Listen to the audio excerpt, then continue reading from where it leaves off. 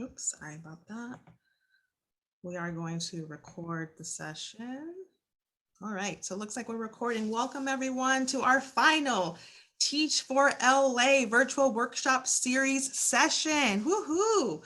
Hopefully you've enjoyed the past 3 days of amazing, exciting, engaging, informative sessions. And we are so thankful that you decided to come back, for this final session. I'm very, very proud to present this last session, Teach for LA. It's a session that is being led by my husband, Tariq Smith.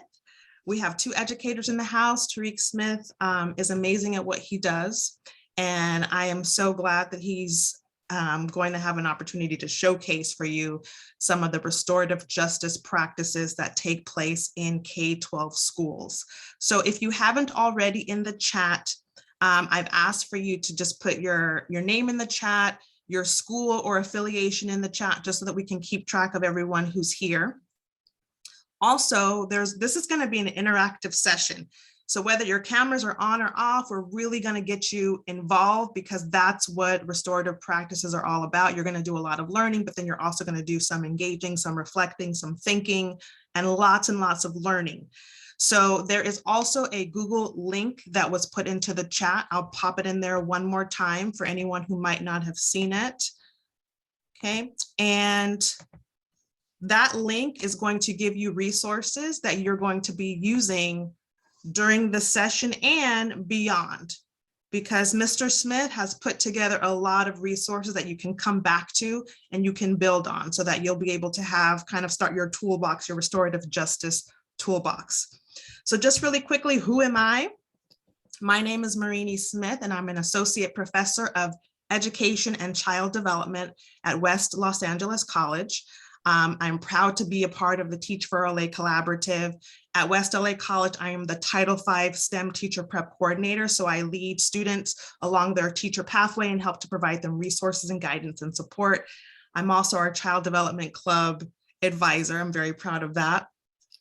So again, I'm so thankful that you all joined us today.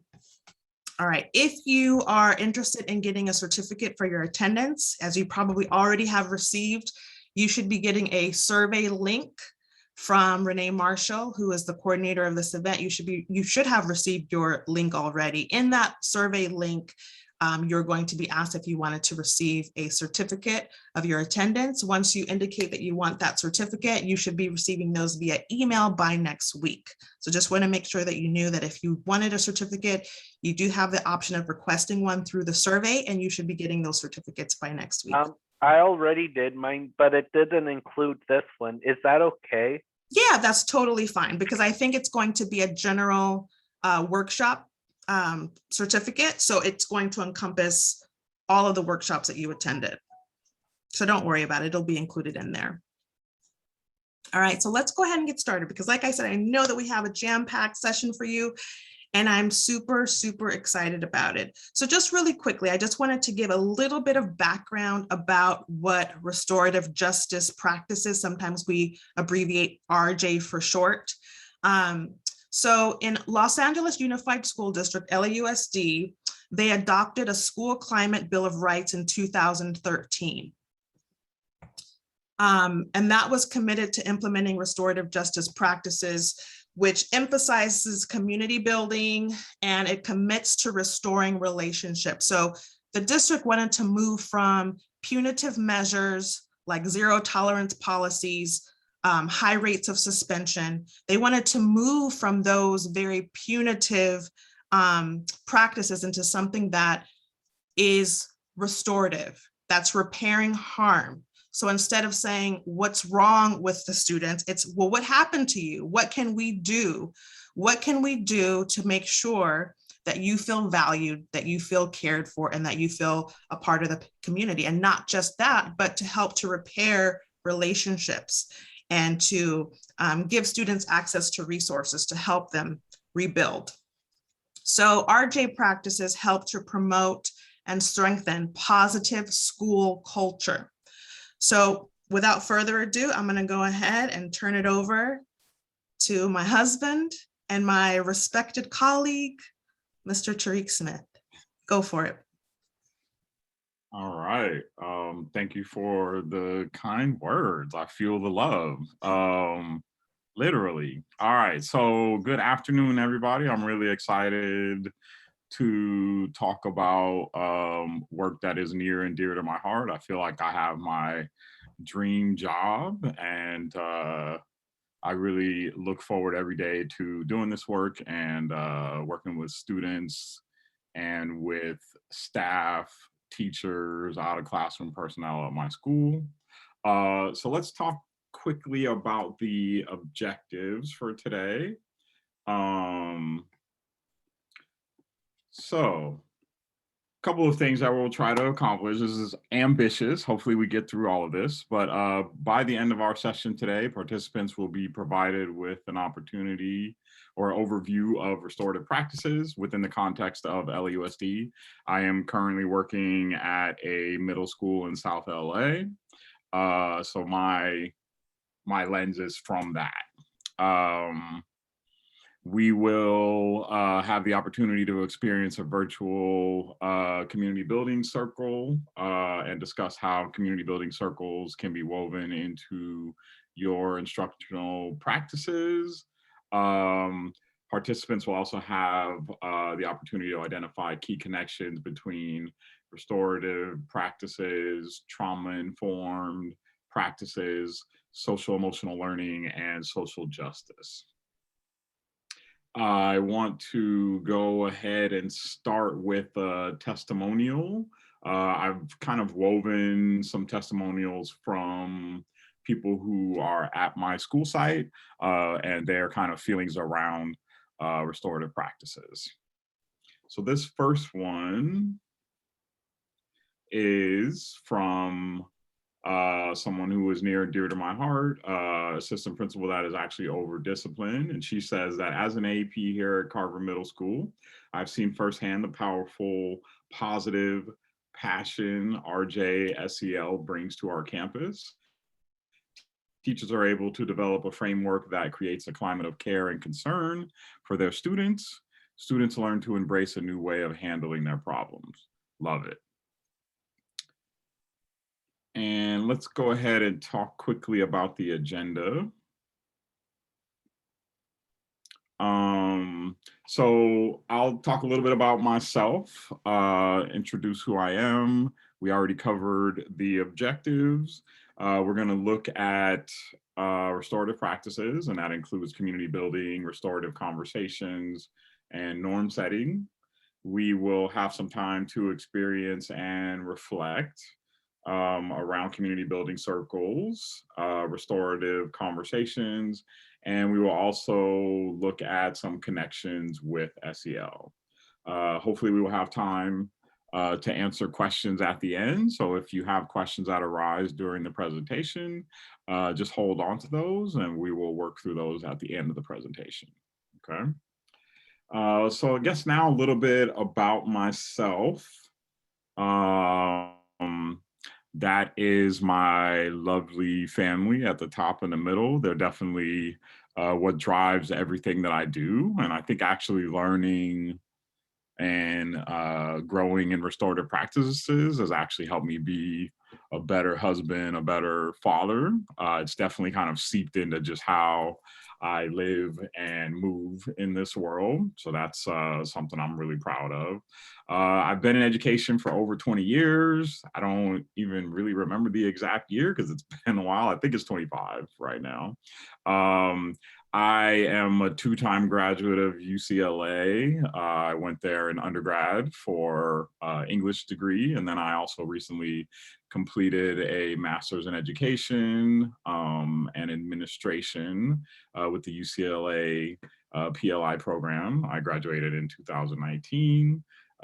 Definitely with the support of my wife. That was a pretty challenging year. And I've been doing the RJ side of things full time for 4 years. I am also working on other things in my school. A lot of us wear multiple hats. I'm also in charge of college and career. So I work on promoting the belief that all of our students can excel and succeed in college. There's a few pictures of me snowboarding. I'm an avid snowboarder. That brings me joy. I'm actually headed up to do that next week during my time off. So let's keep it moving. Let's go ahead and check in. I'm very curious to see how all of you are doing today. And this is actually lifted from one of our SEL lessons. As part of my work at Carver, I plan and design all of our social emotional learning curriculum, which is a very important part of what we do at Carver. So it's been my honor to like continue to retool that, get better at it, and we'll look a little more in depth at some of the SEL stuff later in today's presentation. So yeah, let's check in the chat. What you're gonna do is think about these 3 pictures, and if these are too limiting, it's also okay to come up with something besides these 3. And what you're gonna do is just type in the chat what your weather is today. So think about how you're feeling.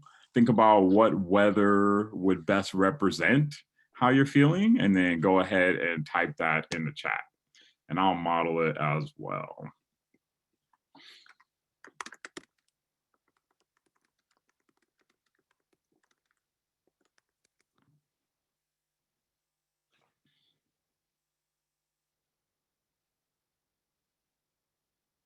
Oh, I like that. Cloudy, cool, and calm.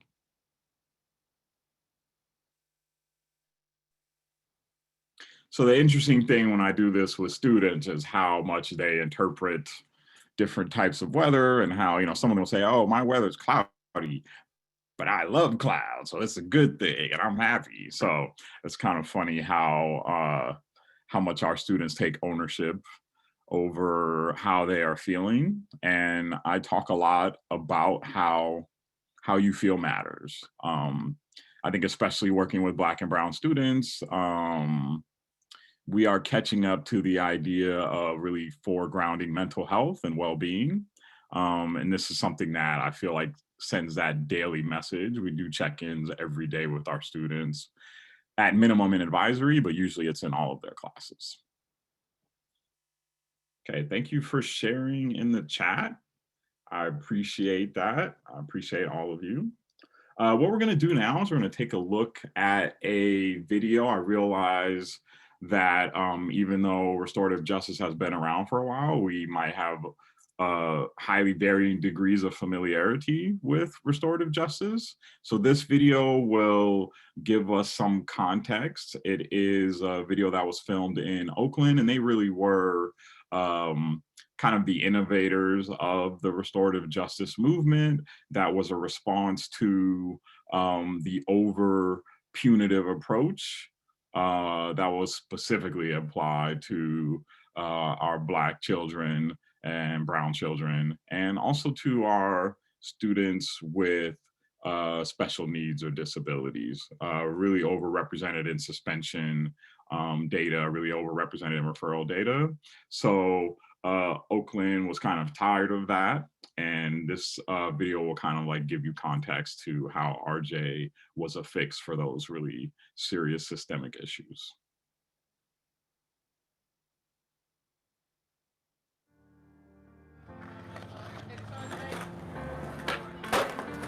They come in, they're giggling, they're laughing.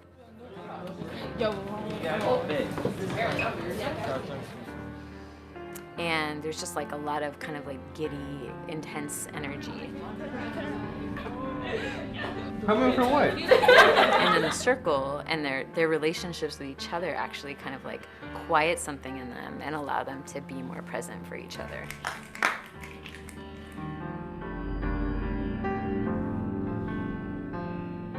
When we do circles here, before we do the circles, we sit down and like plan the opening ceremony.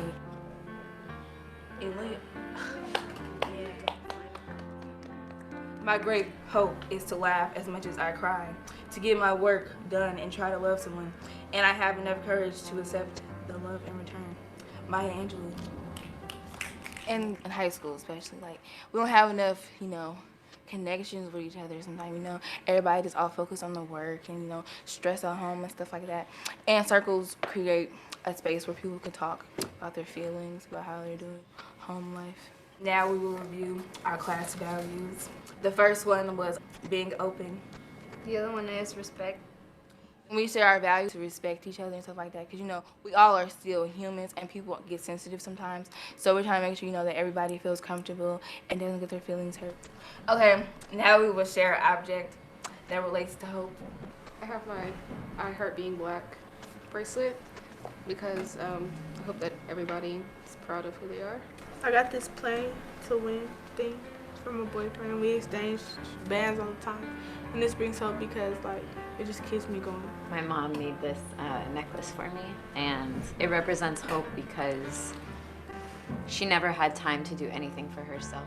They're being asked to be vulnerable to a group of people, which is kind of antithetical to what it's like to be a teenager, which is what's the best way to hide right now. So the first thing that I do is I share as deeply as I possibly can. I feel like if I can share deeply and from my heart and listen really attentively to other students, they're looking at me to see how I'm behaving. I have you guys give me a lot of hope and stuff like that. Our advisory is like a family. I've been through police brutality, tragedies and stuff like that, and instead of me being depressed about life, I know I can come in and talk to my community. They understand, and most of the time, if it's something I'm going through, they've probably already been through it before.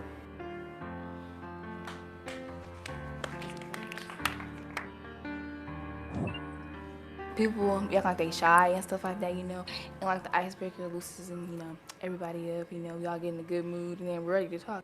The wind comes and blows if you live in Oak. The wind comes and takes anyone whose shirt is black. The wind comes and takes anyone that likes to play basketball. Anybody who has headphones. Anybody that lives in East Oakland. If you're wearing shorts. The wind comes and Blows if you have on a pink shirt. I picked this talking piece. This show is hard, and we're a strong community. It's kind of like step up, step back, because I am stepping up by putting myself out there and being a facilitator. But I'm also stepping back because I'm letting other people talk as well. What's good about being a teenager? You get more freedom now. You get to know people really deeply. If you look back on your childhood, you realize that there's certain things that you couldn't do when you were that age. You get the taste of being an adult. Man. So, yeah, you're like...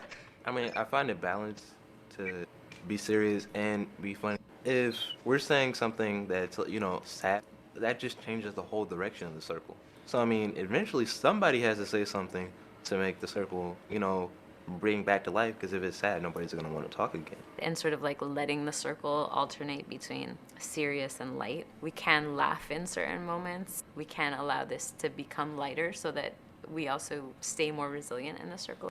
And laughing with them is really important. And it also shows I respect all of who they are. What's hard about being a teenager? Sometimes you just want to do stuff that you think you're ready for, but then when really you're not, and you just want to grow up too fast sometimes. When you're a child, you know how you're always so happy and stuff like that. Now you're a teenager and you know what stuff's happening in the world and you feel sadder. I don't remember being happy. The closest time I remember that was when I was 6, so. The one thing I hate about being a teenager is you can't be as happy as you were as a kid.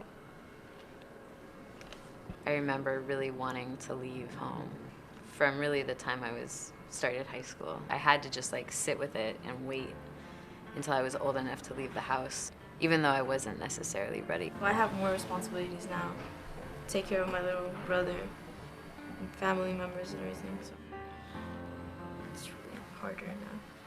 You have to learn how to say things without getting in trouble, or the right way how to say it without getting an attitude. Before I came to Midwest, I didn't have no self-control.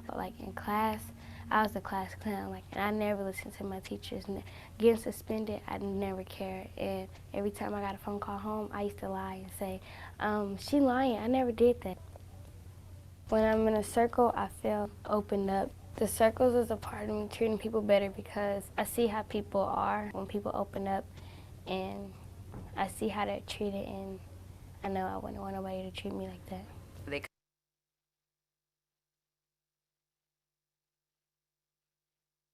I think that's a good place to stop, Mr. Smith. Is that okay with you? Yeah, that's perfect. Perfect. So I hope that you guys can see the ownership and investment and hear that in the voices of the students who participated in this video. If we could just take a little bit of time to type in some reactions, or if people want to unmute and share what they thought about what we've just watched, that would be great. So let's take a minute or two to do that. Hi, I would like to, if that's okay, what a wonderful video. It just really filled my heart, just because when we allow these spaces for our students, I think that I don't think we understand the meaning behind holding this space, or behind really listening and allowing our students to feel their emotions. And I think that it's so needed and it's so important. And I don't know, and I don't believe that we do that so often. And I include myself in that, because there's times where I would love to have discussions like that, but we get caught up with, oh, I have to finish this lesson, or we were talking about this yesterday, and I gotta mark it and I gotta finish it. And it's just in our nature, we're teachers. But I think that if we allow ourselves and we allow our students to kind of have that space, I think students learn even more.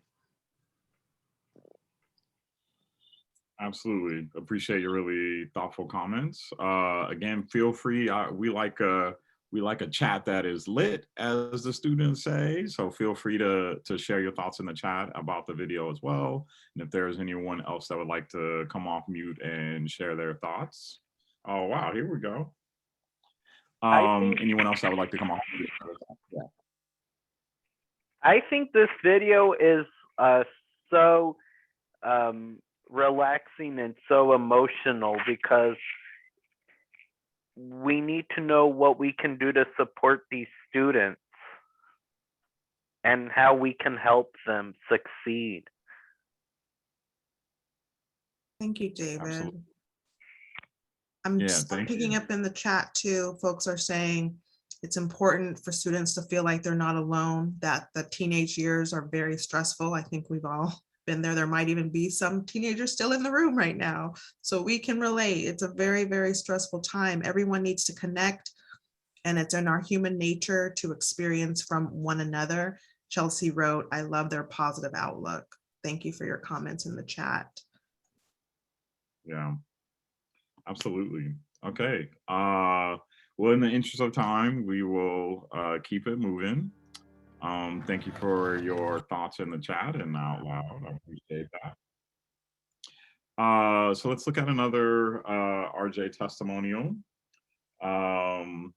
This is from our school climate advocate, Francesca Rodriguez, and she says that RJ circles have been a transformative tool on our Carver Middle School campus. Being able to effectively use an inclusive process to find consensual outcomes for our students has made it possible to envision alternate ways to manage conflict.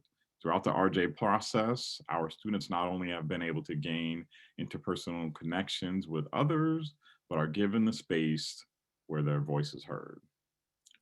So yeah, that's touching to hear that, because I really do feel like that's what we do. So let's kind of give a little more context or shape to what we mean when we talk about RJ. Oh, and still seeing all of these amazing thoughts coming in. I appreciate that around the video. And again, in the landing page, the complete presentation is there, and the video is obviously included in that. So you can go back to that if you need to. So when we talk about restorative justice, it focuses on repairing harm to relationships instead of assigning blame and dispensing punishment. This practice is very effective when dealing with harm or misconduct. And as you can see in the video, it's also really helpful with just creating a sense of ownership and community, because restorative justice is very dependent upon the people who are part of that community being invested in that community being healthy and positive and safe. Restorative practices are inspired by the philosophy of restorative justice and our framework for preventing behavior through building community, authentic dialogue, coming to mutual understanding, and making things as right as possible. And that is very different, you know, as someone who's been in the district for a long time, it is very different than our original approach, which was really about, you know, making people feel shame and embarrassment, right? And punishing people and hoping that their behavior would change as a result of that punishment, rather than really addressing a lot of the underlying needs. So positive behavior intervention and supports, also known as PBIS, is an evidence-based 3-tiered framework, which we'll look at in the next slide, for improving and integrating data, systems, and practices affecting student outcomes every day. It is a way to support every student while creating schools where all students are successful. And again, this is about disrupting that school to prison pipeline. So yeah, looking at the 3-tiered approach to restorative practices, you can see that there is tier 1, which is universal support. And I think that was mentioned in the video as well. This is the community building. This is social emotional learning. This is the way that we language what we need from our students and the way that our students learn to language what they need from us as the adults. So that tier 1 is something that all of our students should be benefiting from. And then tier 2 is more targeted intervention that is addressing possible harm, involves restorative discipline and support. And then tier 3 should really be for a pretty small group of students. Again, if you are really thoughtful in how you are implementing your tier 1, which is support and praise and positivity for all of your students, I feel like that approach reduces the amount of students who have needs that escalate into tier 2 or tier 3.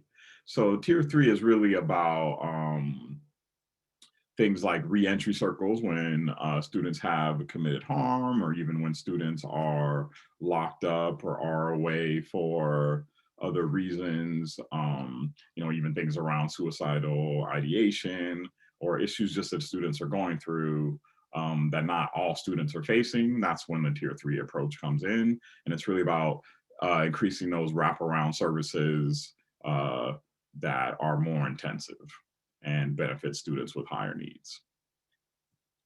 Okay, and then going to the goals of restorative practices. It's really about promoting accountability and behavioral change. And again, that accountability is based on the belief that as a student, I matter, right? And that as a student, I am a significant part of the school community. So what I do is important. It is about repairing harm and developing empathy for both the harmed and the harmer. And that's a really important idea. You know, a lot of times we are thinking about just punishing the bully or punishing the one who allegedly started the problem. But a lot of times those behaviors are a cry for help as well. And so when I'm working with students, it's really about figuring out how to support both sides of the issue, right? And get them to think about how they can do better going forward in both situations. So reintegrating the harmer and the harmed. The reality is that our students make mistakes and do things that they regret, or, you know, maybe cause conflict or issues. But the idea is that we want them to be able to be back together in class learning, that we want to be able to repair the relationship to the point where people can be back in harmony. And that works as well with teachers and students as well, because there is harm that happens across those lines also. We want to create a safer, more caring environment by building community, allowing positive relationships to occur between students and students, students and teachers, school staff and school staff, and learn more about their peers and hear different perspectives. Also, we want to create a greater staff capacity to deal with challenging situations and a reduction in bullying or other interpersonal conflicts and suspensions. Super important, especially out of middle school, where all of our atoms are bumping up against each other pretty frequently. So making sure that these things are in place for them is really helpful. So circling the square is a way of thinking about our circle processes, which is a big part of RJ, and thinking about the other aspects of emotional well-being and safety in schools. So that is super important that we're thinking about it, not just in terms of RJ, but in terms of SEL, in terms of being trauma informed, in terms of really attempting to have more of a social justice mindset as we do this work in schools. Let's see. So we are, in the interest of time. Oh, I see. That's a great question. I can talk about that a little bit more at the end, but yes, absolutely. These practices are for all grades. I have included in your landing page, there is a restorative practice guide for secondary schools, and then there's also one for elementaries. So if you are more interested in digging a little deeper into that, that should be a good resource for you. Okay, so next slide.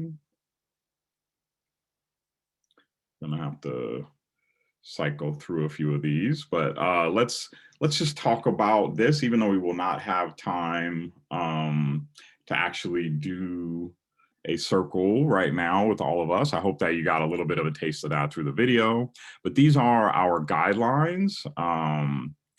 And I really make sure that I take a lot of time teaching our students and reminding them and really getting them to take ownership over these ideas. And it is pretty amazing the things that students say when they're explaining what these rules mean for them. I use, my father was a writer, a poet, and so I often use his books as a talking piece. And it is, it's such a source of pride to hear kids, you know, if like somebody like drops the book on accident or is bending it, they're like, hey, that's Mr. Smith. That's his dad's book. You got to treat that with respect, you know. So the way that they really take that on, you know, and make it their own is a beautiful thing to see. So yeah, next slide.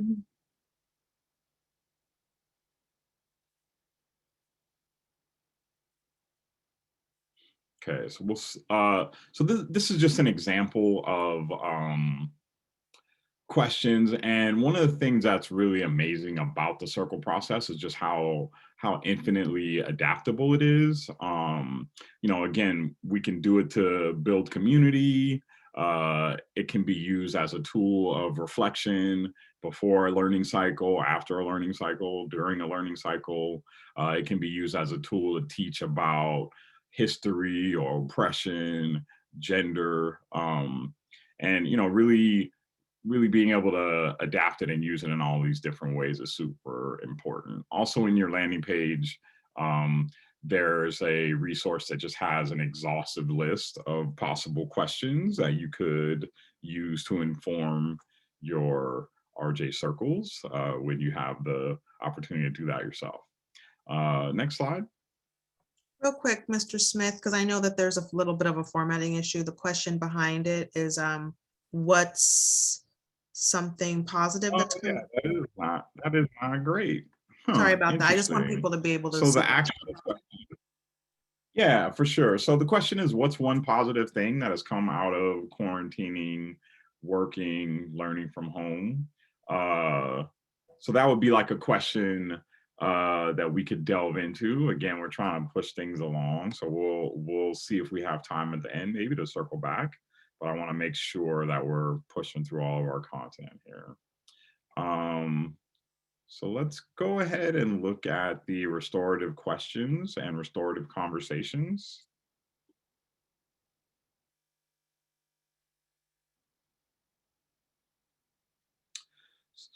So again, there are lots of things that kind of fall under the umbrella of restorative justice or restorative practices. And this is one of my go-to things that I'm always using. I have a really dog-eared copy of this that's in my wallet. I have it hanging in my office. I have it in my RJ room. And essentially I have these memorized at this point. So again, it's the shift from really like trying to make kids feel bad. That guilt and shame is I'm not sure how useful it is. So it's really about moving away from blaming and shaming to knowing and growing. And when I am dealing with someone who actually was exhibiting the challenging behavior, I adjust to use the ones on the left. And then as a way of lifting up those who have been affected or harmed, I'm using the questions on the right. Okay. And it's really important, not just that you're using these questions, but the spirit in which you use them. Because you can say what happened and it can still sound like an accusation. So we're using these questions as a way of non-judgmentally empowering students to get to their story and really get to the whys. And the whys can be fascinating because they can actually have nothing to do with the conflict that they're engaged in. It can be about an abuela that is sick, or it can be about their cousin who is locked up, and it's those things start coming out, and you give students the power to like handle these things, in ways that aren't going to cause more damage to the school community. All right, so let's go ahead and give it a shot on this restorative questionnaire.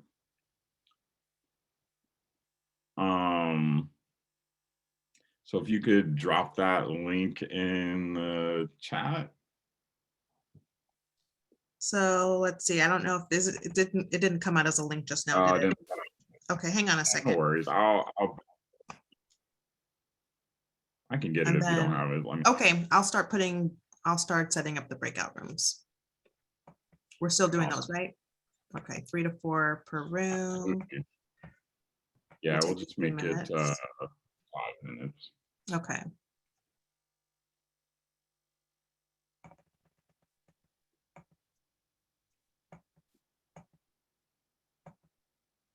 All right. So we're going to have 3 to 4 participants per room. And then Mr. Smith is going to put into the chat a link. Okay, so this is a link that essentially has a list of questions that will get you to think about how restorative are you now in your current practices and actions. Are we ready? Yeah, let's do it. And I will put the questions in the chat as well. Okay. So it's having you going into breakout room 1. Do you want me to? I guess you can leave the room if you want to move around since you're a co-host. Yeah, for sure. Is that okay? All right.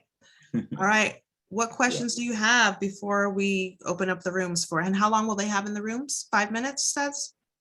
Maybe a little less? 5, yeah. Okay. So maybe we'll do what are we looking? Oh, yeah. So let's do 3 minutes. 3. Okay, so 3 minutes, everyone, and we'll be floating around to see if you have any questions. Here we go.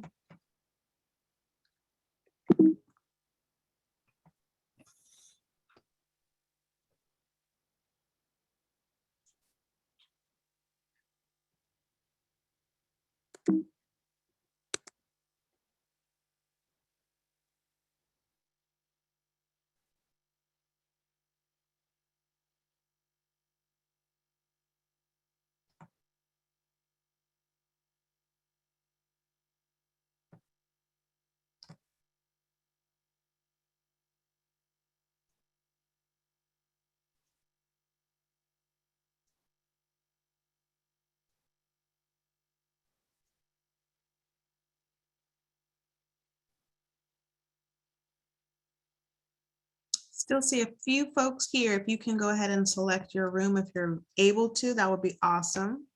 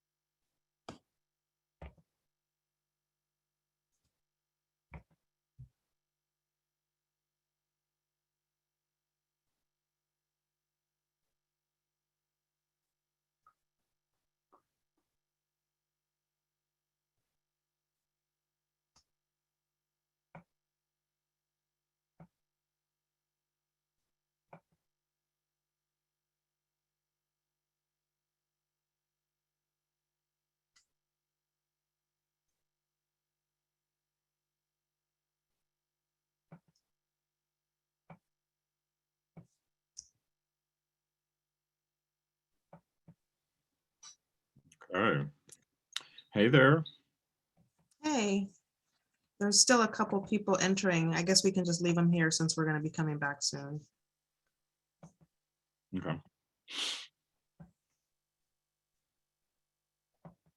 I'm just making sure to grab the chat, the link for the exit ticket before we come back. So I'll send a Yeah, that's message gonna be interesting. that they have 1 minute left.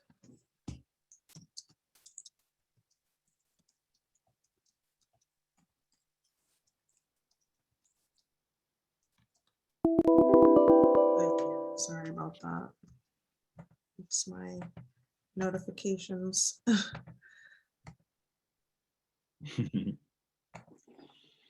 Wait, do you get a lot of notifications? Funny. Okay. Thank you to those of you who are joining us. We have students in breakout rooms, but they're going to be coming back in just a moment. So we'll just keep you here so that you can join us in the main session. We're going to be coming back in 1 minute.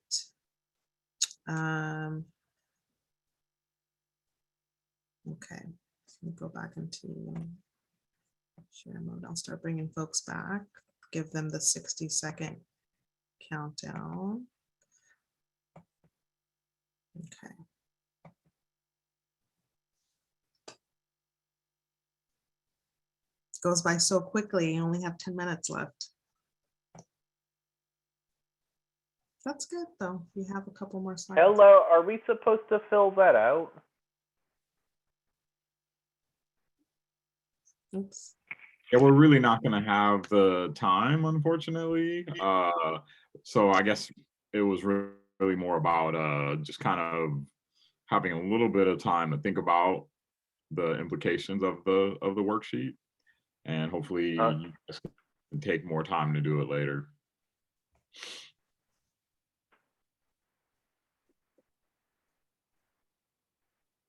All right. So looks like people are starting to come back.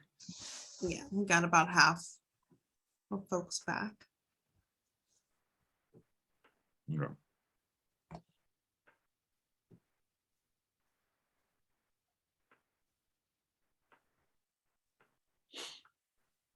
All right. Welcome looks back, like- Brenda. Yay.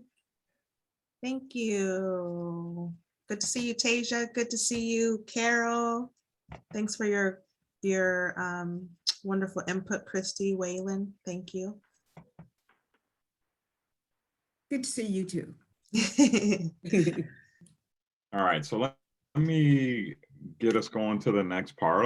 I promised a little bit of a preview or a look at our SEL lessons that we do. But first, I just wanted to do this quote.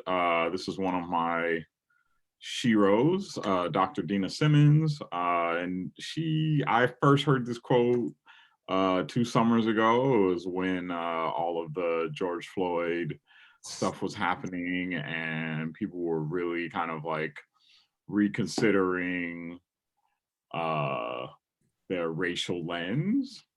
And she said, if we don't apply a racial equity lens, a racial lens, an abolitionist lens, then easily SEL becomes white supremacy with a hug. And that just kind of turned my whole world upside down when I first heard this quote. And I've actually since had the opportunity to learn more from her and work with her, and she's very clear in saying that our Black and brown children deserve more than just being managed in schools, right? They deserve to have the agency to really center their emotional needs, right? And have it not be presented as like, this is how we're going to control our children, right? And she's very clear about saying that we are only talking about control when it's around Black and brown children. And these ideas of like out of control kids and everything, those are very racialized terms. So let's just take a little bit of time to go through this next testimonial. I wanted to spread this testimonials throughout the presentation. So let me read this next one. So this is an ELA teacher at Carver, and she says the RJ program at our school combined with daily SEL lessons fill our students' toolboxes with a variety of skills and knowledge that help them navigate and understand the world they have inherited. The carefully crafted lessons incorporate historical context so that students can develop an understanding of how we got here, while specific instructions and practices like goal setting help them make and follow a plan for success. So I am going to kind of zoom through. This is a first week at Carver set of SEL lessons. And it's really about kind of breaking the ice, about centering that our students matter and that we care about you. We're excited to have you here. We want to really set you up for success. Let's see. So this is kind of like an outline for the week. You can see that they do a little bit of an icebreaker on Monday. On Tuesday, they do people bingo. On Wednesday, there are some really powerful activities around naming. I know for me, having the name Tariq, I was engaged in war pretty much my entire childhood with my teachers who either refused to get my name right or just didn't seem to be able to. And so I've taken the whole name thing very seriously. It hurts my heart when I have Latino students who just kind of give up on their teacher saying their name correctly. And, you know, they're just like, yeah, my name is John, or, you know, Peter, or all of these anglicized versions of their names. So this lesson kind of foregrounds that you deserve to be addressed appropriately, and that our names are really like our lineage and our royalty. So it looks like we have about 5 minutes left.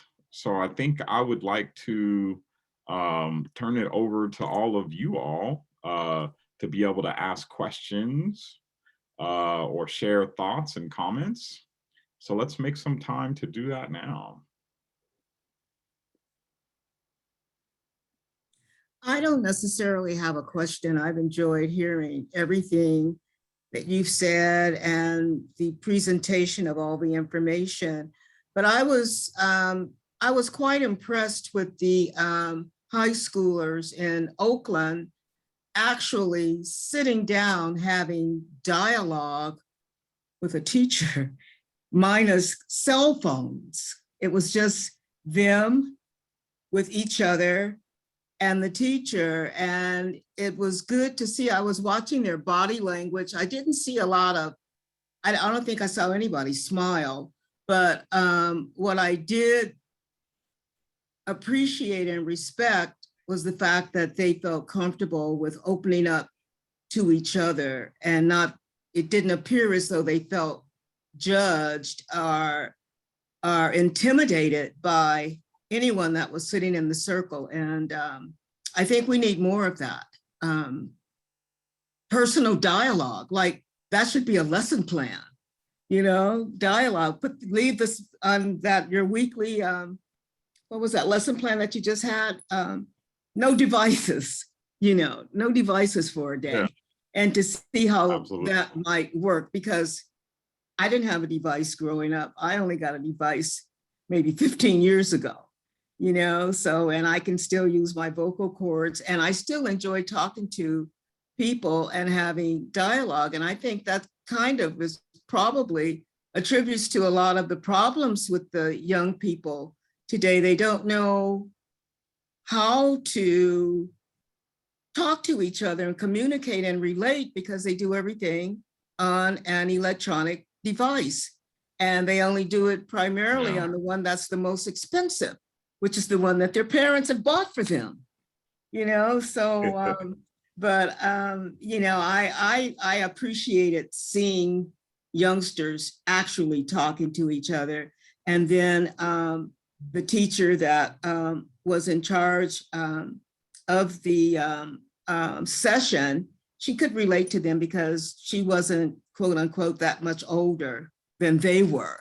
So she hopefully understood where they were coming from. I mean, it really did touch my heart for the young man. I think he was only 15, and he said he had already been subjected to police brutality, you know, and it was like, wow, you know, will it ever stop, and how can we stop it to make everybody feel equal? We're all equal, you know, and I'm kind of, I don't know, for lack of a better term, I'm kind of tired of talking about it, and I would just like to be involved in more action toward it than just talk.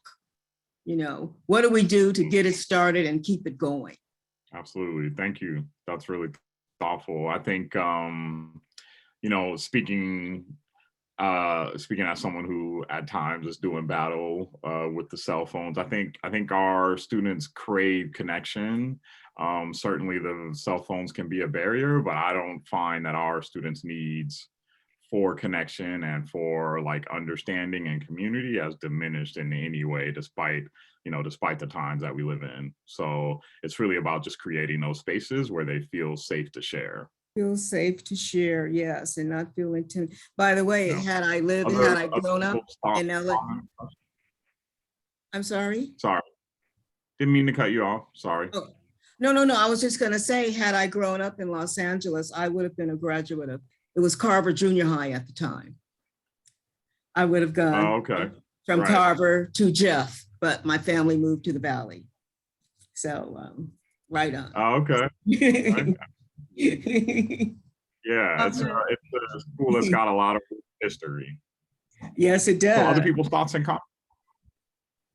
We're at 5:01, so we probably have to wrap it up. But I did put, just time always goes so quickly, and I want to just thank everyone who took time out of their schedule to come back to our Teach for LA virtual workshop series. As I mentioned at the beginning, if you want to receive a certificate for attending any of the sessions from the workshop, you should receive a link, if you have not already received a link, through a survey. Renee Marshall, who's been emailing us and communicating with us throughout this week, has sent out surveys. And in the survey is a question that asks if you want a certificate.